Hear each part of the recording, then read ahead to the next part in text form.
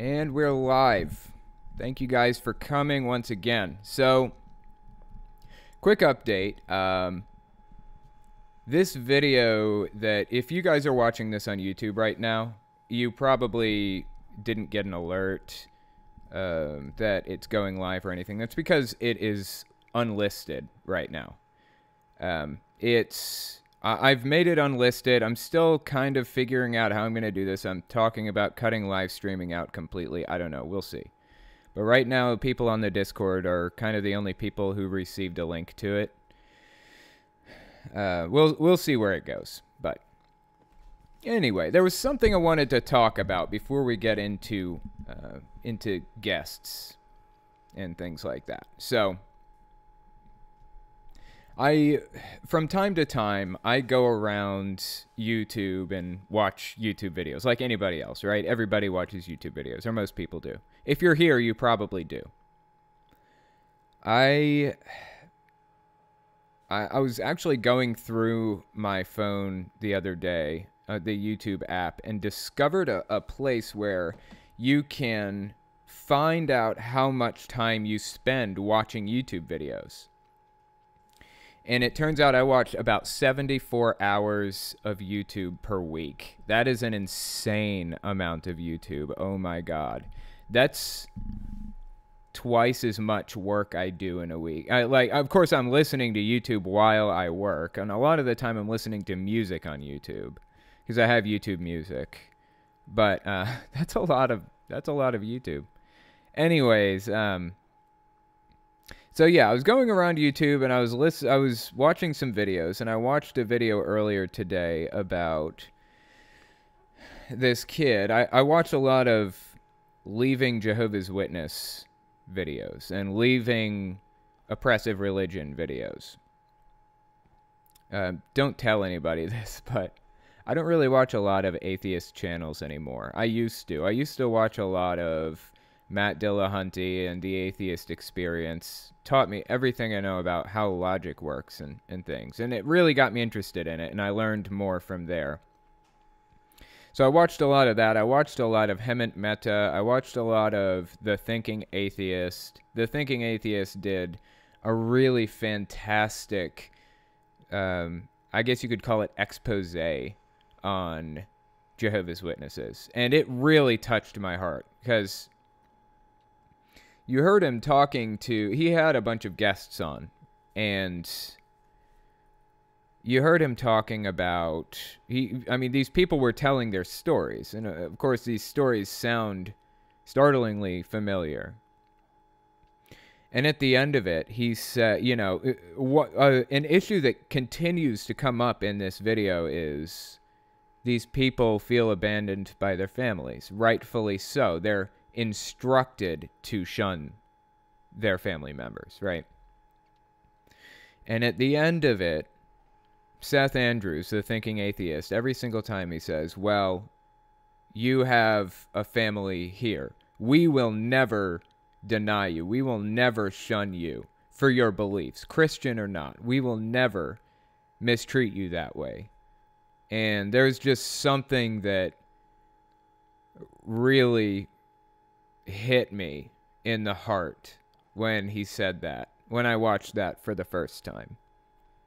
It was really touching and really sad, and it's something that I had not felt ever, really, So that is another one of the things that got me into talking about Jehovah's Witnesses on YouTube, was the fact that there were so many people out there who have just lost everything as a result of Jehovah's Witnesses. Yeah, lost their families and their friends and everything. And it's so heartbreaking. So, anyway, from time to time, I will go around YouTube and I'll just kind of listen to people's, I guess you could say, coming out stories, coming out of Jehovah's Witnesses. I'll listen to those stories, and they're really interesting a lot of the time. Like, I was just listening to one earlier. Usually I comment on them every time I do, just so the people know that I'm there and I heard it, Not every time, but I have been known to comment.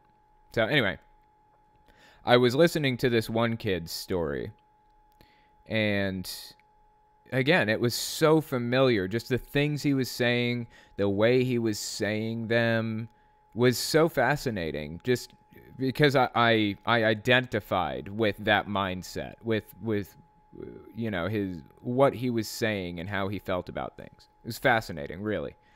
And so he's telling this story about how he's like 4th generation Jehovah's Witness. 4th generation. So he is Jehovah's Witness, or was Jehovah's Witness. His parents are currently Jehovah's Witnesses, apparently.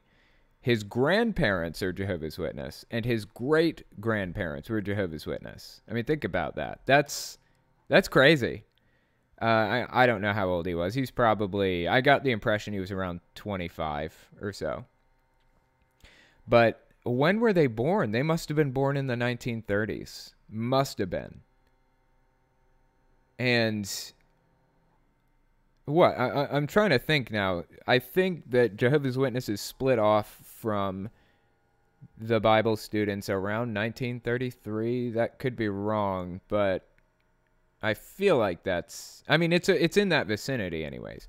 So they must have been Jehovah's Witnesses right during that hostile takeover of Joseph Rutherford when there was a big debate between the board or the president, and Rutherford comes in and just takes the whole damn thing over. It's crazy. And then changed the name, and then erased any remnants of the founder. It told people not to have beards because he didn't want anyone reminded of the founder. I mean, it's freaking nuts. But anyway.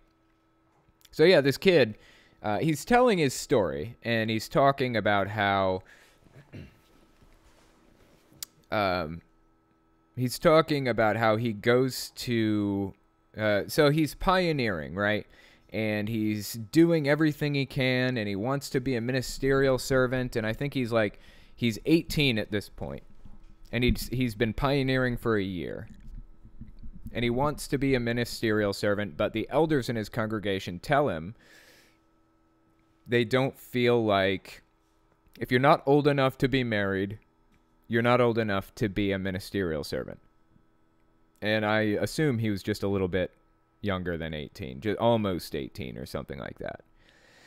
And he's like, what? I've been working my butt off for all this time. I'm just going to move to the Spanish congregation because they're shorthanded anyways. They'll promote me through the ranks. They'll give me they'll give me ministerial servant if I want it. So anyways, he ends up going to Bethel after a little while. After a circuit overseer tells him, no matter how much you're doing, if you could be doing more but you're not, then you're not adequately serving Jehovah, basically. So you could be in Bethel right now, but you're not. And so you're not adequately serving Jehovah, even though you're pioneering and you have multiple parts on the meeting every week and all this other junk. And so he ends up applying to Bethel. And through this entire video, I'm listening to what he's saying about it. And he's using this language that's positively framed with the Watchtower Society. I mean, it's framed the same way any Jehovah's Witness would frame it. Like, it hurt, but I needed to hear that. I needed for him to give me the hard truth. Like, Jehovah, was unhappy with me because even though I was doing all this stuff for him, I could be doing more, and I wasn't. And that made sense to me. It hurt to hear that, but I needed it. So I applied to Bethel. He's positively framing it like that. And then a few minutes later, he's talking about when he got to Bethel, he struggled with this pornography addiction. And at that moment, I just couldn't take him seriously. I mean, as far as the pornography addiction thing goes. I mean, the rest of the story was fascinating and heartbreaking at the same time and so familiar. But that pornography addiction thing, I mean, I'm not going to deny that pornography addiction is a real thing, okay? I reluctantly accept that pornography addiction is real. I reject the idea that it's common at all. It's like 0.5% of the world's population probably suffers from it. It's insanely rare because there's a built-in safety valve in humans. The libido, if you, I don't want to get into detail here, but you have to recharge basically most of the time. Most people have to recharge. Guys at the very least. And that's the safety valve. So having I mean, it can be habitual. That's not the same thing as an addiction. That's very different from an addiction. So anyways, I don't know. The kid's story was really interesting. And he talked about how he had a computer in his bedroom for a while. And he played a lot of World of Warcraft. And his parents didn't know that he had internet access. That is why he was allowed to have the computer, because it didn't have internet access. I mean, that's why he was allowed to have it in his bedroom. It's because it didn't have internet access, but he was using, the neighbor's Wi-Fi or something to get on the internet. And the moment his dad found out about that, he pulled the computer out of the bedroom, wasn't allowed to use it unless it was in a public area, and it was, the public computer, like, the living room computer, the family computer, and things like that. And that was encouraged by Jehovah's Witnesses for a long time. I don't know where they stand with computer use now that we have phones that are basically computers, but that's how it was when I was growing up. We were not allowed to use computers in a private area. Because, as this kid points out, you can actually be disfellowshipped for looking at porn if you do it constantly. So if you do it a lot, if you do it habitually, consistently, there we go. If you do it consistently, that's the word I was looking for, then you can be disfellowshipped for it. Which is crazy to me, because it's a natural biological drive that's built into humans. And they're cutting people off from their family for this. It hurts me on the inside. Anyway, in my case, that wasn't really possible. So when I was young, I think I was probably 12, maybe 11. I don't even remember how old I was. I was in that range. Yeah, it may have been 12 or 13.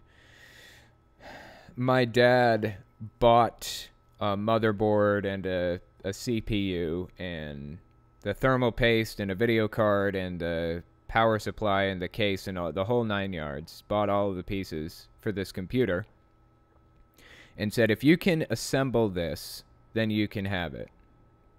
And we'd always had computer parts lying around my house when I was young.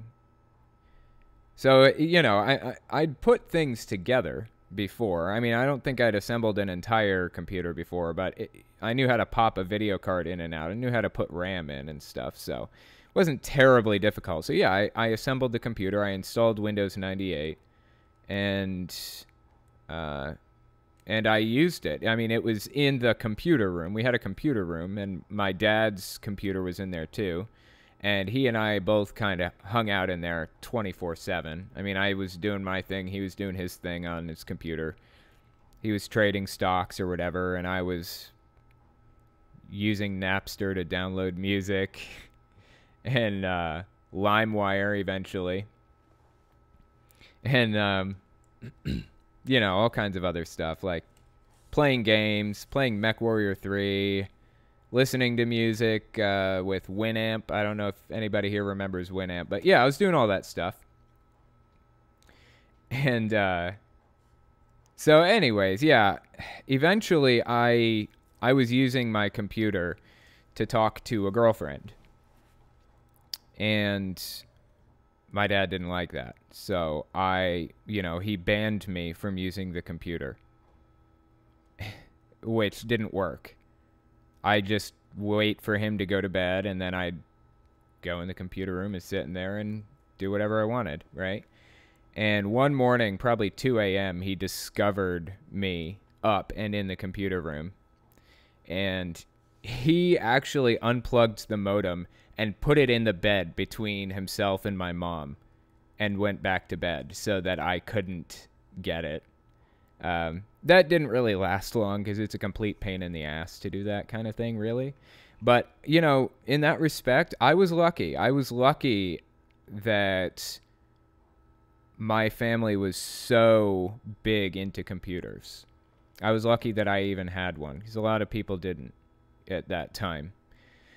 I was lucky we always had good internet. We had 56K for a while, but as soon as cable came out, we got it. I mean, we had cable internet above anything else. We had cable internet before we had food. Because my dad was handicapped, he had nothing else to do with his life but sit on the internet, and he'd just go freaking nuts if he didn't have something to do. Understandably, that happens. But yeah, we always had cable internet, so I was lucky in that regard. But I did not always have friends, so I was unlucky in that respect. But anyway, like I was saying, yeah, Jehovah's Witnesses have a very specific, unique way of talking, way of looking at things, way of analyzing situations. And I heard a lot of that from this kid. I heard a lot of that. It's like a brainwashed persona that Jehovah's Witnesses impose on their members. Very specific words and phrases that people use, loaded language and cliches and things like that. Very specific terms and very specific feelings that they want you to have about certain things. And I could hear a lot of that coming from him. So I'm glad to hear that this kid is out of the religion at this point. And I know he feels like he's lost a lot of time, just lit it on fire, 3 years of his life or whatever, that he'll never get back, that he gave to the Watchtower Society. I know it feels like that, but you are who you are because of what you experienced. And I feel like I lit a lot of time on fire too. But I am where I am because of all that. So, good or bad, no matter how adversely it affected my life, I am still glad I experienced every bit of what I experienced. Because it made me who I am. Because it gave me the values that I have today. Hard-won values that I may not have otherwise.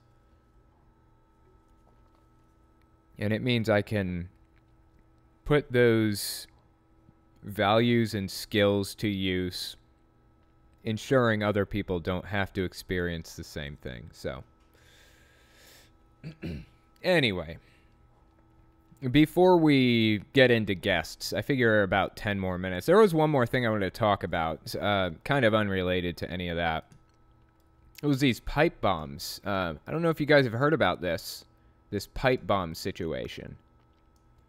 But apparently, some guy was mailing pipe bombs to a bunch of people in the Democratic Party, right? I think Hillary Clinton, Debbie Wasserman Schultz, who's used to be the head of the DNC, the head of the Democratic National Committee, I think it's called, or National Convention. Anyway, and then Obama got one.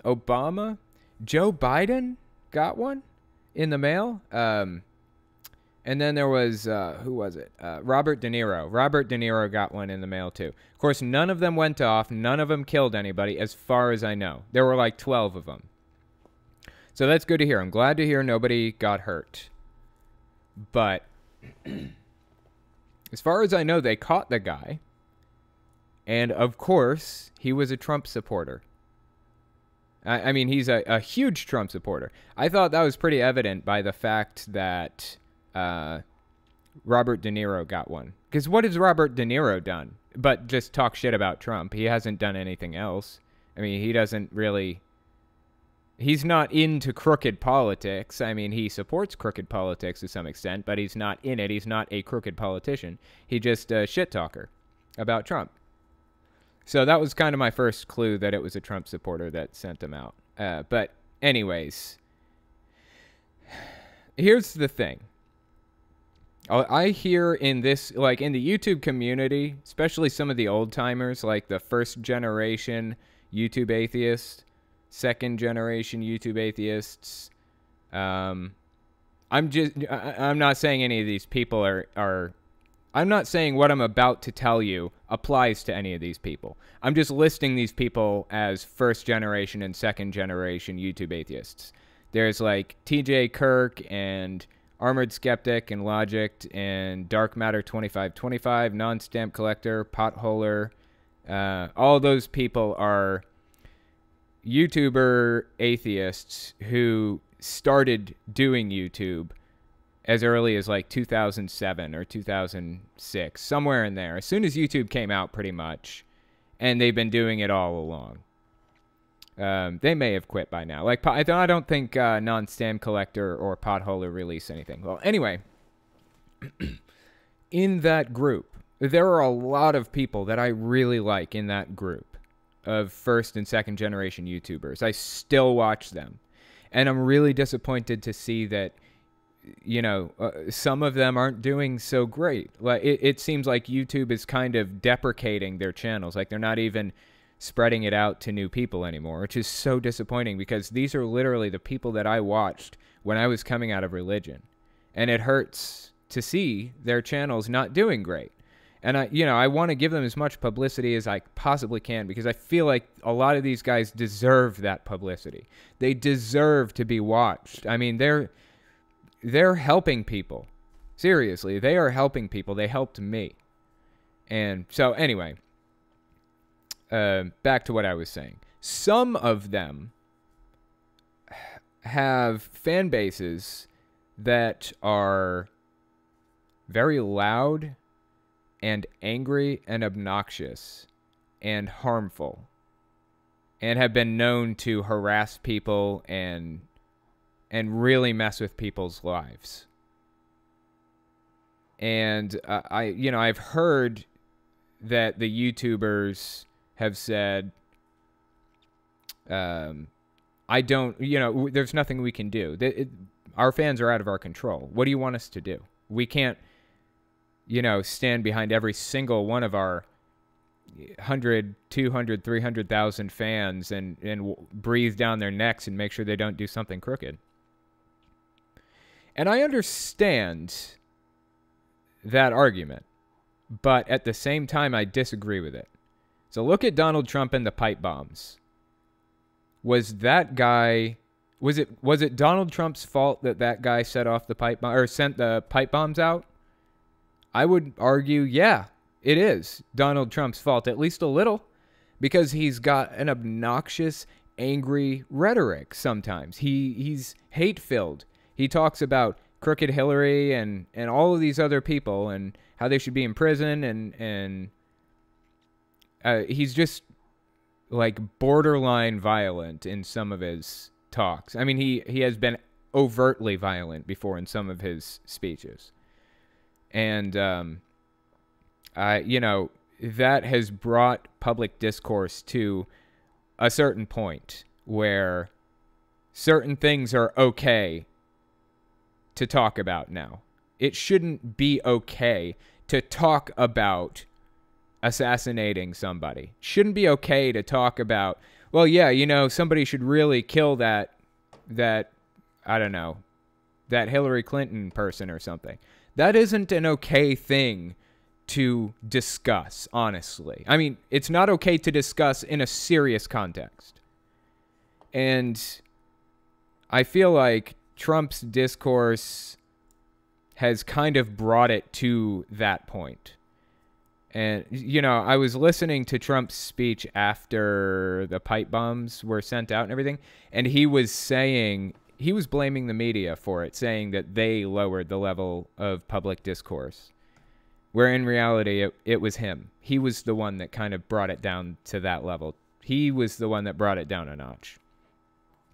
And it's the same with some of those YouTubers that I was talking about before. No, they can't stand behind every fan and breathe down their neck to ensure that they don't do something crooked.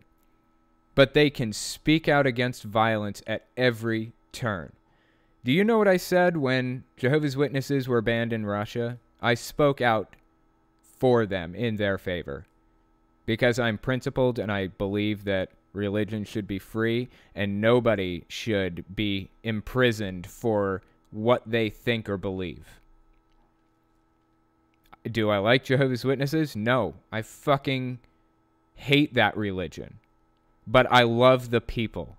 I love all people as humans. And nobody should have to go through that kind of thing. Nobody should be abused at the door. Nobody should have a gun pulled on them when they're knocking on doors. Period. Absolute end of the sentence. I don't care if you want to hear what they have to say or not. Just tell them to go away. It's that simple. You don't have to pull a gun on them, you know? And I've said that at every turn. I've said that in videos. I made an entire video about it, about how we shouldn't be mistreating Jehovah's Witnesses. And here we are. The Mormon Church is... I mean, this video that I did just earlier today, the Mormon Church, or a lot of Mormons are known to be judgmental. I mean, that's what the three Mormons were talking about in their video, is that the culture isn't where they want it to be. And people are judgmental, and they'll sometimes treat people poorly for this reason or that. I blame the Mormon Church for that. I blame the Mormon Church for that because they aren't speaking out against that behavior. Okay, maybe they are. Maybe they are. Maybe they're speaking out. Maybe at the general conference once a year, they're like, now we shouldn't be judgmental, so don't be judgmental. And then they move on with their lives. That may be the case, but I'm not talking about mentioning it one time and then not mentioning it again for a year. I'm talking about a full-blown campaign to make people respect and love each other regardless of what they believe. That's what I'm talking about. That is what I want to see. And until I see that, I'm blaming the Mormon Church for what their people do. I'm blaming those YouTubers for what their fans do because they're not stepping up and being principled and saying, don't do that shit. I'm blaming the YouTubers, and I'm blaming Donald Trump for the pipe bomber. It's his fucking fault. It's his fault for lowering public discourse to that level. So, anyways, yeah, I'm getting all wound up now. That's just how I feel about it. You know, people are to blame, and I'm fucking sick of people shirking the blame off and saying, oh, I don't control my fans. Yeah, you're right. You don't control your fans. That's true. Donald Trump doesn't control his fans. But he sure as shit controls the discourse that he takes part in. And he is to blame if somebody does something fucked up that he's kind of hinted at. So, anyway, yeah. Just something to think about. I mean, that's my opinion on it. Like I said, I don't really get into politics very often, but it's something I've noticed a lot lately. That's why I did the video that I did today on Mormonism, because I've noticed that kind of thing going around a lot. So, okay, Crate, do we have the first name on the list? Is it? Oh, okay, I got it. No need for you to. I think it's Potato and Wombat. Are you there? Can you hear me? Yeah, can you hear me? I can. How's it going? Oh, it's going fantastic. How about you? Not too bad. So, tell me, what religion were you? Have we spoken before? I think I spoke to you a couple times through like DMs or on the server. Right. Okay, I've got you. I wasn't sure if we talked on the podcast. I didn't remember 100% if we had or not. So you don't remember talking on the podcast before, right? I haven't talked on the podcast before. Okay. So what religion were you originally? Are you still religious, or? I am still religious. I'm actually a current member of the Mormon Church. You're currently a member? Yeah. Oh, super interesting. Coming on right after that rant. So do you believe it, or? Yeah, I'm a pretty recent convert, actually. Really? I That is talked over super DMs interesting. Yeah, that's what we talked about over DMs that one time, was me starting to meet with the missionaries. Okay, that's pretty crazy. So, what was it that kind of convinced you? Like, tell me how that happened. It was a lot of weird things. I think, what the server want to hear, it was, they caught me in a bad place, and I was in a bad situation when the missionaries approached me. Okay. I was failing a lot of my classes. I wasn't doing too good mentally wise, and the church seemed to offer me a lot, and they've helped me put my life back together. I've got my grades coming back up. I've got a job now. So interesting. Okay, so how old are you? You don't have to tell me if you don't want. No, it's fine. I sound 12, but I promise I'm 19. 19. Okay. Very interesting. So do you, like, I guess your parents weren't really involved in this process at all? They aren't Mormon, or? Oh, not at all. They're very not anti-religious, but just atheists, I suppose. Okay. Yeah. Interesting. Well, FYI, I just want to put it on record. Yeah, I did go on a rant about that, but if you remember, I said I love all humans as human beings, and I respect them. So, you have nothing to fear from me about any of that. I've been treated like wonderfully on this server. Okay, good. That's good to hear. So, anyway, so that's really interesting. So you kind of converted to Mormonism. Now, how long ago did this happen exactly? I'd say I started meeting with the missionaries 8 months ago, and then converted 6 months ago, I'd say. Okay, so what was like the process that you went through? Because I don't even know what's involved in converting into Mormonism. Let's see. It was a lot of meetings. So it was like weekly meetings, or? At first it was twice a week. Just because I didn't have a whole lot of classes. And then right before my baptism, the week leading up to my baptism, it was once a day for a week, which was super intense. Okay. And now it's gone down to like once a week, if every so often. That's super. Okay, so you're still meeting with the missionaries even after being baptized? Yeah. I wasn't expecting that, but they still seem to reach out to me, so. Yeah, I mean, I can see that. I think Jehovah's Witnesses do that too, where they'll continue to study with somebody for a little while. Although I don't know how baptism with Mormonism compares to baptism with Jehovah's Witnesses, but how long did it take you to get baptized as a Mormon? I think it was about 2 months. 2 months, okay. With Jehovah's Witnesses, it'd probably take a year to get baptized. Yeah, I think it's just a little bit different. So by the time somebody gets baptized as Jehovah's Witness, they're probably done studying. But yeah, that makes sense that you're continuing to study with them. So what are you studying? Do you just read the Bible? Like what happens in those meetings? Hold on, give me 1 second. Okay, no problem. Let's see. Sorry. No problem. Let's see. So the meetings vary on topic to topic. They do a lot of like communication throughout the week and kind of see where you are and what you're struggling with. So if I'm struggling with like my daily readings, Mormons are supposed to be reading out of the Book of Mormon every day. They'll start talking to me about the importance of reading the scriptures.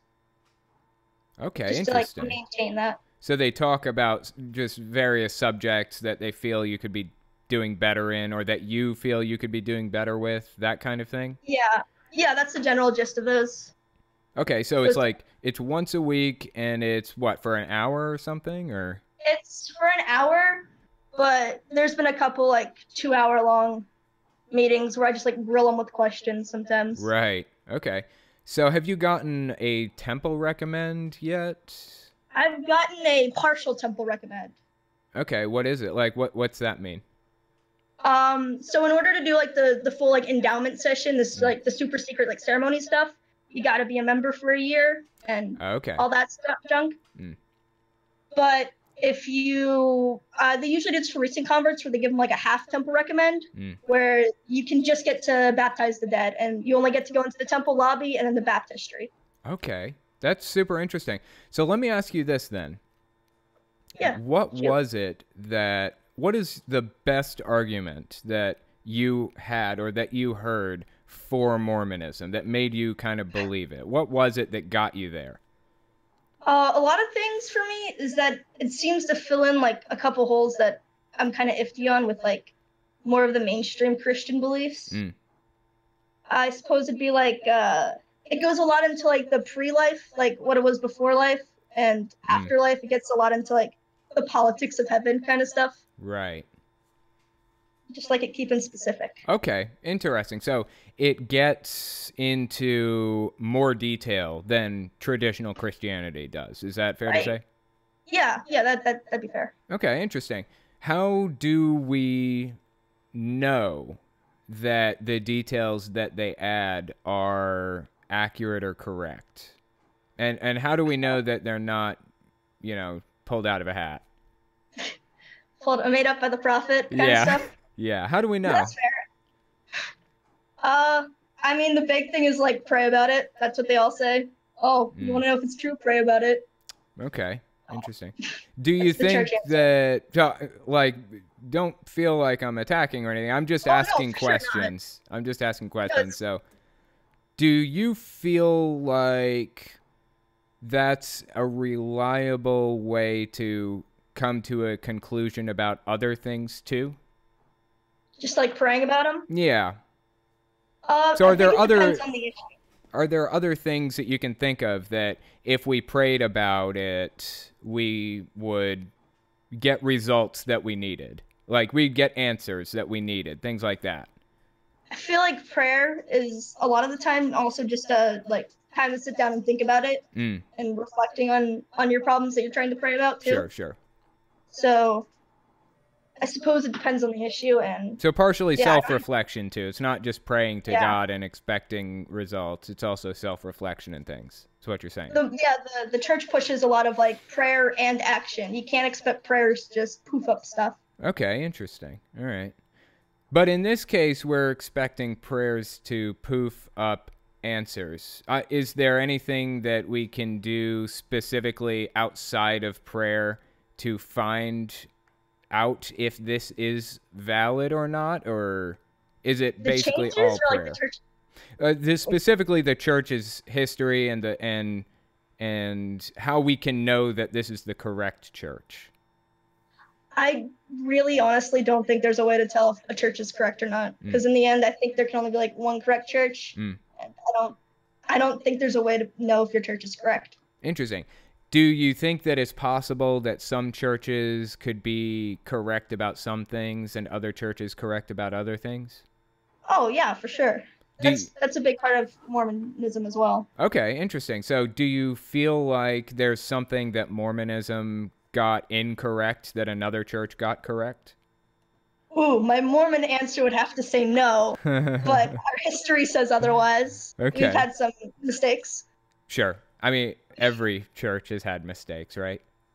Oh, yeah, definitely. So, interesting. So can you think of an example of one thing that you suspect Mormonism may not have 100% exactly accurate that another church may have exactly accurate? Not accurate. I don't know about that one. That one's... Cause I mean, I'm a recent convert, so I try to focus my things on what they'd have correct. But they've done some stuff recently that's like super weird, I guess. Really? Like what? I know there's like a huge wave of I don't agree with this. This is kind of messed up what they're doing right now. Okay. Or at least recently, like in the last 10 years or so, they've been there's a lot of like females in the church who are pushing to also have the priesthood, like on blogs and stuff. And they're faithful Mormons, but they want to know why they can't have the priesthood as well as the male members. Right. And they've all been just like excommunicated. Really? Oh, wow. Asking those questions. That's crazy. Jehovah's Witnesses do that kind of thing too. Ask questions or push for something, and you get disfellowshipped if you push hard enough. Yeah, you get shut down. That's pretty interesting. So, how do you feel about that situation? Do you feel like it's justified that they're doing that, or do you feel like the women should deserve answers? I feel like, I mean, they've tried to give women answers. That's the thing. And the women, I think, are looking for their specific answer as well. I was going somewhere with that. Shoot. But I think I don't necessarily agree with it, but I think we're all still people. Sure. And like even the prophet is still like all the dudes up in the head Mormonism headquarters, whatever. They're all still people too, and they're gonna mess up and pick out. Sure. Yeah, I hear that a lot from like Jehovah's Witnesses and stuff too. They say the same thing about the governing body. You know, they're people too, and they sin and all that other good junk. But yeah, you know, Mormons claim that the 12 apostles or the living prophet are prophets. Like they are mouthpieces for God on earth, and Jehovah's Witnesses claim that the governing body members, or I guess it's just the governing body members now, not just anointed, are a mouthpiece for God on earth, right? Only one of them can be correct, either Jehovah's Witnesses or Mormons, right? So my goal in the entire thing would be to come at this from an angle of trying to figure out which one is more correct, or which one is correct, period. Which one is it? Because they're mutually exclusive. They can't both be mouthpieces for God at the same time. So which one is the mouthpiece for God? And why do I believe one over the other? But anyway. I think... Yeah, go on. Oh, what? I was just going to say, I don't think there's a way to tell. You're right. I mean, neither of them necessarily have to be the one true mouthpiece, right? Right. So that's true. That is very true. So something to think about. I mean, I don't know. There's no telling, I guess. But anyway, yeah, I appreciate you coming on and talking to me. This has been super interesting. I'm glad you came on, and maybe I can get you on again sometime. We can talk about that more. Sounds awesome. Okie doke. All right, I'll talk to you later. Okay, bye. Yeah, that is pretty interesting. I don't know. So here's the thing with Jehovah's Witnesses, they famously kind of crucify, for lack of a better term, other religions. They say it's BS, you know, don't believe them, they're wrong. Methodists are wrong, Catholics are wrong, they're all doing it wrong. And the only way that you can be in God's good graces, quote unquote, is by being Jehovah's Witness. It's the only way. So I grew up believing that every religion out there except Jehovah's Witnesses was bullshit. And when I realized that Jehovah's Witnesses is bullshit too, I just defaulted to atheist. I just defaulted to not believing anything. It was like, oh, I already don't believe in the Methodist ideals. I already don't believe in Catholicism. I already see them as idolatrous, and I already see them idolizing the cross or the rosary or worshiping other gods, quote unquote. I mean, I that's the perspective that I came from, was seeing Catholics and others like that. And so when I left Jehovah's Witnesses, I just defaulted to atheists. So anyway, okay. Next person with whom I was going to speak is Wildfur. Wait a minute. W for Wildfur. Hey, are you there? Can you hear me? Can you hear me? I can. How's it going? It works, finally! Yeah. Yay. So, I haven't had you on here before, have I? No, I haven't been on it before. I listened to the podcast a lot and missed it last week, though. Oh, that's... Yeah, I missed it because because unfortunately I was going to and from Sydney, which is about a 60-mile journey. Oh, yeah, okay. In Australia. Yeah, that's cool. Yes, I am from... So what? Yeah. So tell me, wait, I bet there's really bad lag because of the because you're in Australia. Are you in Australia now? Yes, I am in Australia now. Okay. Well, unless you ask a flat earther, in that case, I'm somewhere else because Australia doesn't exist. Right. Okay. You don't believe in the flat Earth, do you? No. Okay. It is round like my head. Okay. That would have been a phenomenal troll, though, if you'd said yes. Oh, my God. Anyway. Like, do you believe in the flat Earth? Yeah. Just absolutely not. Oh, God. Oh, man. I'm pretty good friends with Professor Stick, and he does a lot of flat Earth stuff, so, what is it? Professor Stick is actually quite good. Although one of my favorite atheists, one who really needs more attention, is actually Bionic Dan. Yes, I know, man. Yeah, I love Bionic Dan. You know, I was talking to her earlier. We're talking about doing a collab soon. I meant to get back to her before I got on the podcast, but yeah, she's awesome.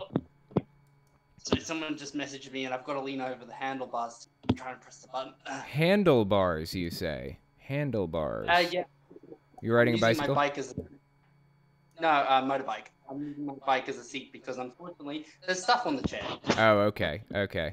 I thought that was an odd time to ride a bike. But anyway, so tell me, what religion were you originally? Are you still religious, or? I am not religious as of currently. I am currently an agnostic atheist. Okay. Interesting. And I used to be a Pentecostal, actually. You used to be Pentecostal, okay. In yes, Australia? And I was Say again? I can confirm that Pentecostals are 100% fucked up. Right. Is it pretty extreme? Yes. Yeah, I would say pretty extreme. I used to go to a church called Hillsong Church. Now, the thing about them is that they make most of the Pentecostal music that I know. Literally, I've been to many other Pentecostal churches because I moved 100 kilometers from where this mega church was. And I call them a mega church because they don't only have campuses here in Australia, all over Australia, but they also have campuses in South Africa, America, Brazil. They have a few in England. Jeez, that's pretty big, huh? Yeah, they're really big, and they make a lot of Christian music. In fact, some of the popular ones like Hosanna, Oceans. I can name a few off the top of my head. In fact, if you sung me a Christian song, I could probably tell you. That's interesting. Because I used to also work in the church, so I actually know quite a lot of the ins and outs. Really? What did you do for the church? I did lighting technician. Oh, okay. Stuff like that. That's cool. So my job was to set lights up, run the lighting shows, do all stuff like that. Yeah, and it's a mega church, right? So they did shows and stuff fairly often, I guess? Yeah, they ran an international conference called Hillsong Conference, and it maxed out our biggest arena, which is, what's the current name? It changes name every 6 months or so because someone else owns a fucking arena every 6 months. Right. It's the Cutest Bank Arena currently. It used to be the All Phones Arena, and then it was the Acer Arena, and then it was something else. Is it in Sydney? Yeah, it's in Sydney. It's in that area, yeah. Oh, it's QUDOS, Kudos Bank Arena. Yes, and gotcha. It's near Sydney Olympic Park, and the church is called Hillsong Church. If I haven't mentioned that before. Interesting. So I just looked it up, and it looks like 21,000 people will fit in that arena. 21,000 people. That's huge. And we max that arena out. Like, we have to... That's just for the adults. The kids also take up another stadium of about 10,000. Jeez, that's insane. And then we still have to have overflow tents. So about 45,000 attend. God, that's crazy. I remember I lived in Atlanta, Georgia for like a short time, and they had an arena there that seated 10,000, and we had 10,000 Jehovah's Witnesses at that convention. And I was like, I had binoculars because, you know, I was trying to look at the speaker. It's so big. Just 10,000 is huge. 21, even 30, 40, 50,000 people is just insane. Yeah. That's crazy. That's crazy that they maxed that out. So what kind of stuff did they teach? Like, what was some of their core doctrine when you went? So a lot of core doctrine is, well, it's very, I would say, close Catholic. Okay. Because they're heavily reliant on the Nicene Creed. They don't believe in the Virgin Mary. Oh, interesting. They believe heavily in prayer and in spiritual healing. Really? Oh, okay. So it's like, what do you call it? Faith healing, right? Yes, and okay. On top of that, they believe that evolution is is 150% bullshit. Okay. So just putting that out right there. Oh God. Homosexuality is wrong. What else is also not allowed? They believe that attending church is a must. Okay, so if you don't attend church, then you're basically going to hell, pretty much, right? Yes. That's fascinating, man. So what was it that kind of got you out? What was it that got you to realize it's BS? Okay, I would prepare your ears because I'm about to go. Okay, go ahead, do it.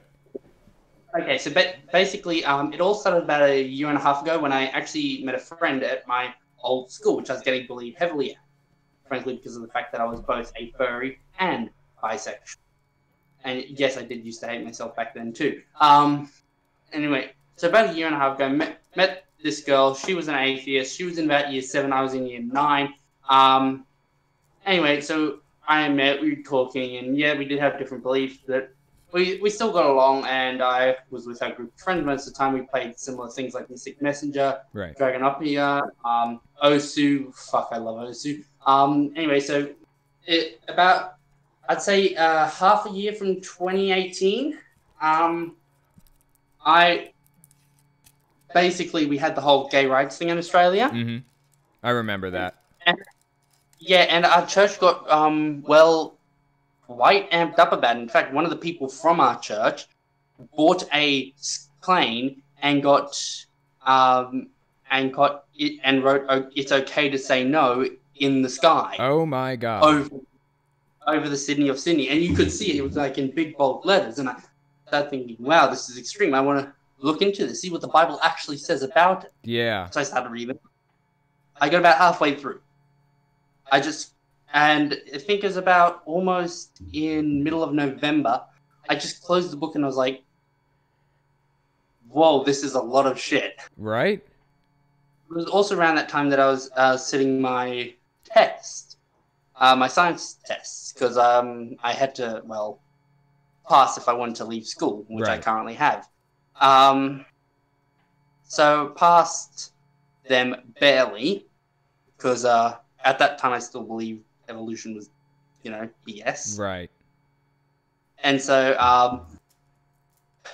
I lost a lot of points in that because I voiced my opinions on paper, which sucks. My teacher actually pulled me aside and he said, "This is not politics class, it's science." Jesus, man. You have to, right? And he started explaining to me the scientific method and all that. And I thought, well, why don't I try using that to justify my beliefs? Right. Show him that he's wrong.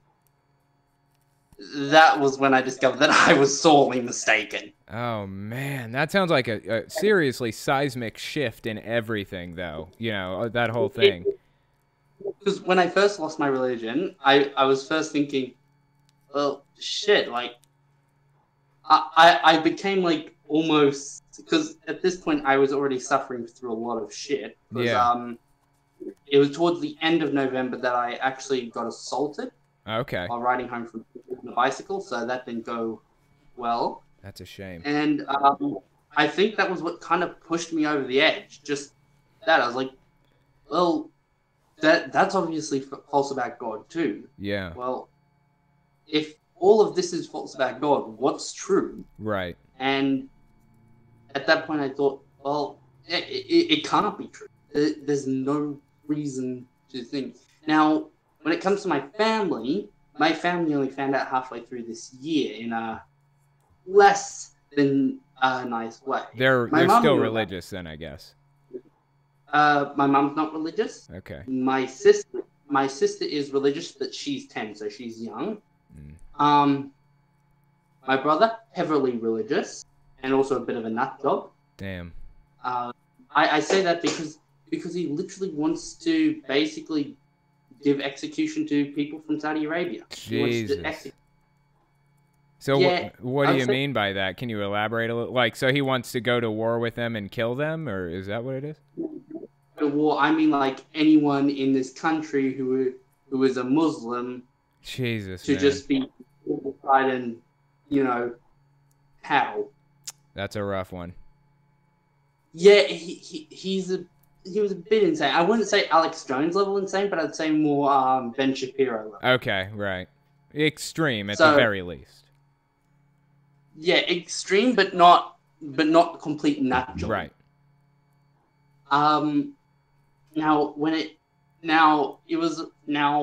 I think about my mum found around just before Christmas when we moved up to the Central Coast, about 100 kilometers away. I live in Lake Haven area. And basically moved up to the Central Coast, so just tap the screen, and pretty much moved up around that time. My dad already knew a lot of shit went on then, too, because I was in a bad place at the time. Right. You know, suffering from depression, anxiety, paranoia, and all that, and now having no religion to fall back on. So I was in a bit of a dark place, I would say. Sure, yeah. And so, pretty much at that point, I think my dad found out, around about the middle of the year, we were having a massive argument. Like, and what year was this? This year. Okay. When he found out. Okay. Middle of this year, he found out. We're having I would say, a slightly massive argument. And it got really heated. And in fact, it got to the point where I had to walk out of the house to avoid myself, knocking him in the face. Yeah. Damn, man. It was so walked out, a bunch of emotional shit. I mean, he is, I would say, very heavily Christian. Right. Like, now, I would say that he agrees about 100% with Jordan Peterson. Wait, say that again. He what? Yeah, 100%. I would say his views closely align with Jordan Peterson. Like, he 100% agrees. Oh, got you. Wow. Yes. So, yeah. So, Jordan Peterson, I don't actually know a whole lot about the guy, except that his name is freaking everywhere. Like, everybody's talking about this guy at this point. I don't know anything about him.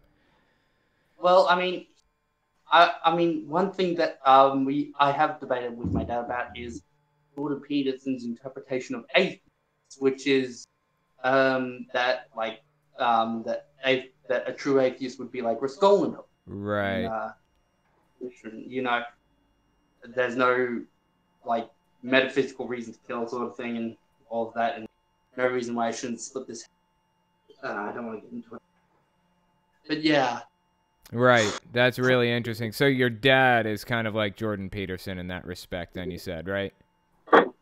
Yes. Except my dad's so much hardcore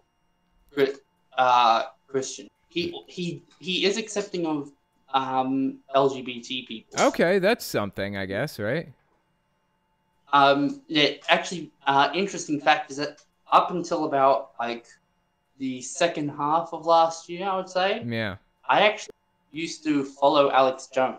Oh, really? Did you kind of buy it, or? Oh, yeah, I bought it. Oh, man. What got you out of that situation? Like, how did you break free of that mindset? Was it just the seismic shift that you went through? It was part of the seismic shift, and also it started with the whole Sandy Hook thing. Okay, right. No, it wasn't Sandy Hook, it was something else.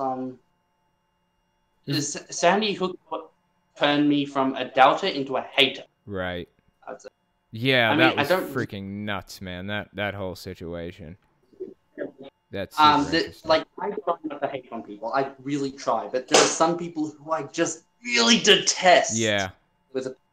Yep, I know what you mean, man. I know exactly what you mean. I go through the same thing. And on that note, I'm actually out of time. It is actually time for me to get off of here. So I'm sorry I have to cut it short. But maybe I can get you on again. It's been super interesting. But I'll talk to you later on, though, okay?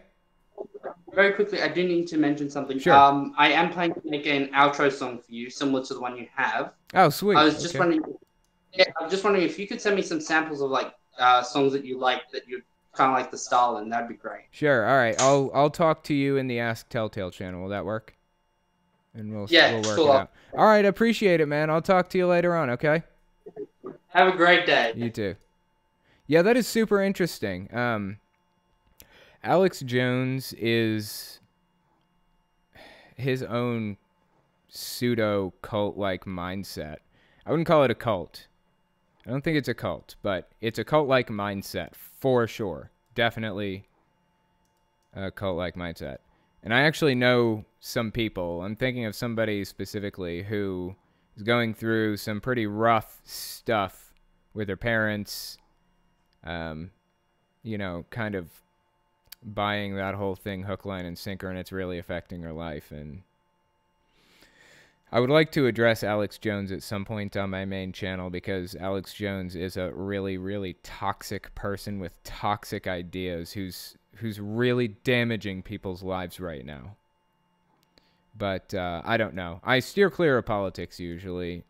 It feels important enough that I might do it anyways. So we'll see. Anyway, Crate, do you have... I'll take like one question. Since we're out of time now, it's fine. I'll take one. Do you have one? Yeah, I have a bunch. Okay. We'll save them for next week, mostly. Yeah, I'm gonna pick my favorite one, which is kind of cheating. But what were your Halloweens as a child like? And what do Jehovah's Witnesses do when trick-or-treaters knock? That's from who? Glenn. Oh, cool. I will tell you. This is actually extremely relevant.